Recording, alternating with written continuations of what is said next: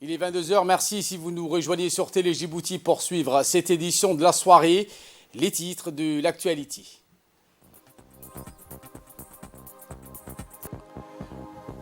Saison de pluie sur l'ensemble du territoire national.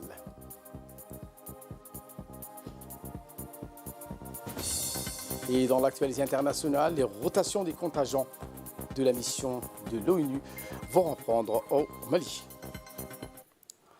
C'était le sommaire. Merci si vous nous rejoignez sur Télé Djibouti. En pleine période de saison de pluie, celles-ci ont touché la majorité du territoire de la population nationale.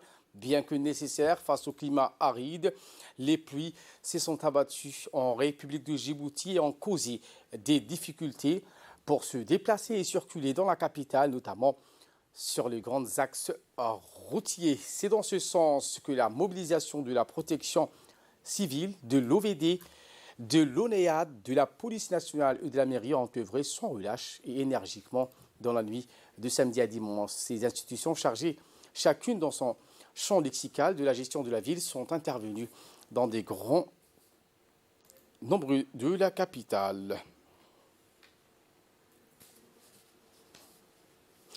Eh bien, la police nationale était au service de la population après les pluies torrentielles qui se sont abattues hier soir sur la capitale.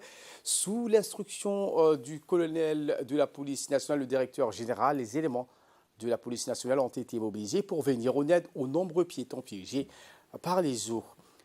Les routes étant fortement touchées par ces pluies, les bus de transport n'ont pas pu fonctionner, laissant les populations sans moyens de rentrer chez eux. Tous les moyens nécessaires et humains de la police ont été donc mobilisés tout au long de cette soirée, notamment les véhicules de la police qui ont donc été une aide précieuse pour la population jusqu'à tard dans la nuit pour rentrer chez eux. La population donc à cet effet tenu à remercier le haut commandement de la police nationale.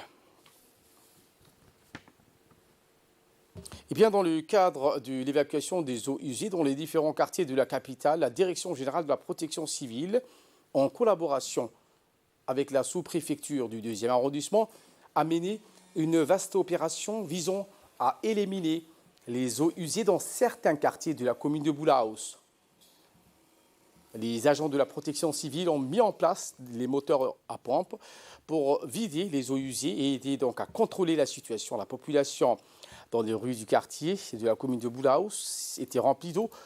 La population avait du mal à commencer donc la journée. Le sous-préfet du 2e arrondissement, M. Haïbi Hared Gadid, a confirmé que cette vaste opération vise à évacuer les eaux usées dans les quartiers populaires, notamment dans la commune de Boulaous. Ce travail, a-t-il précisé, a commencé avec la collaboration de la Direction nationale de la protection civile et la sous-préfecture du 2e arrondissement pour vider les eaux usées de la commune.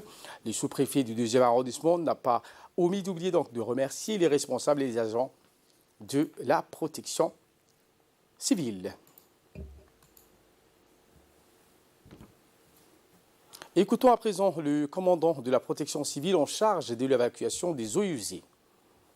Depuis nous avons commencé les opérations d'évacuation d'eau de pluie en collaboration avec le responsable du 2e arrondissement. Nous avons mis en place plusieurs motobombes dans le secteur de quartier 7.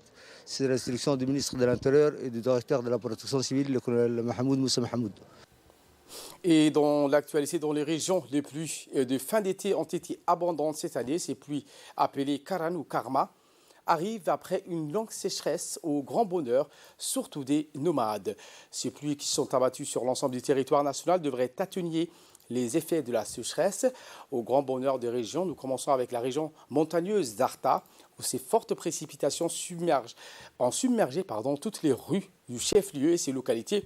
En quelques minutes à peine, au moins 2 personnes, une mère et sa fille, ont été grièvement blessées à l'hôpital de la CNSS, chef-lieu après l'effondrement du mur de la maison qui se situe la zone périphérique du village de Ouia.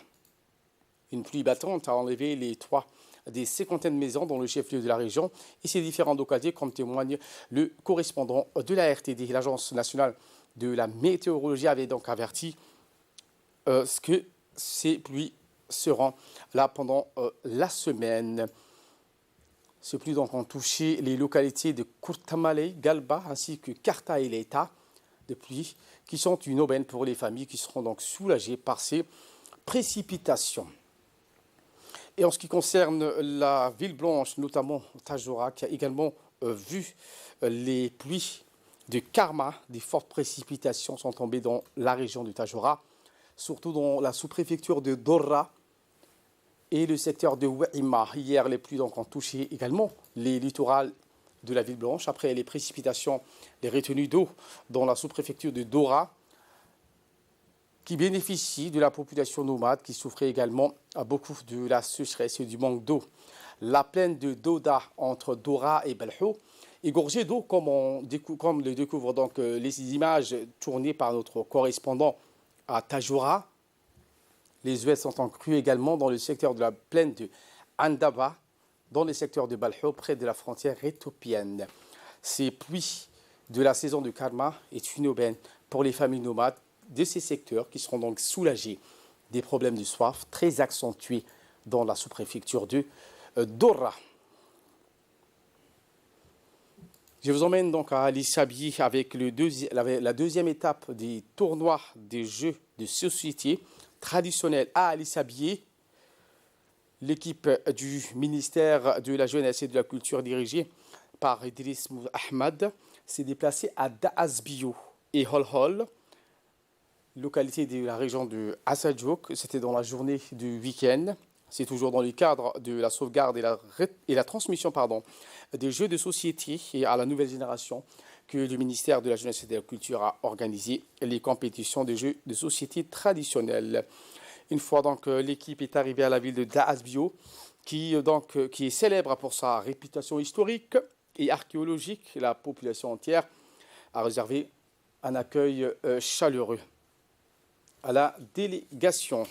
Les compétitions de jeux pour le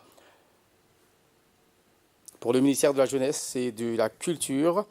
Plus de 70 personnes composées de jeunes, des femmes et d'hommes ont joué et épanoui à la jeunesse à travers le jeu de société. À cette occasion, le chef de la délégation donc a remercié la population de Daasbio pour son accueil fraternel et a transmis les salutations du ministère. Le maire de la ville de Djibouti s'est rendu ce matin donc à la maternité de l'hôpital de Dar al-Hannan pour faire donc un cadeau de surprise à une jeune maman qui a donné naissance à 3 garçons. Un geste salutaire qui traduit la grandeur de l'âme, la sympathie et la noblesse que caractérise ce grand monsieur, connu surtout pour sa générosité envers ses compatriotes et l'amour inconditionnel pour sa patrie. Rappelons que cette action s'inscrit dans le cadre du programme de la mairie axé sur la promotion et la valorisation des actions patriotiques, mais aussi humanitaires pour un Djibouti plus solidaire.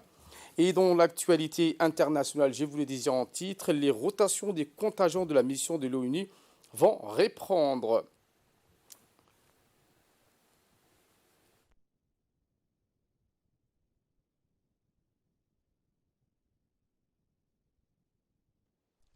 Les rotations de la troupe de la mission de paix de l'ONU au Mali reprendront ce lundi. C'est ce qu'a déclaré un porte-parole de la mission un mois après que les autorités maliennes les ont suspendues.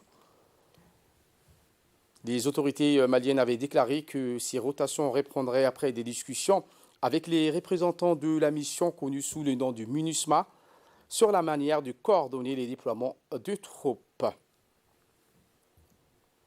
Voilà pour l'essentiel de ce 22h. Merci à vous de nous avoir suivis et très bon suivi des programmes sur Télé Djibouti.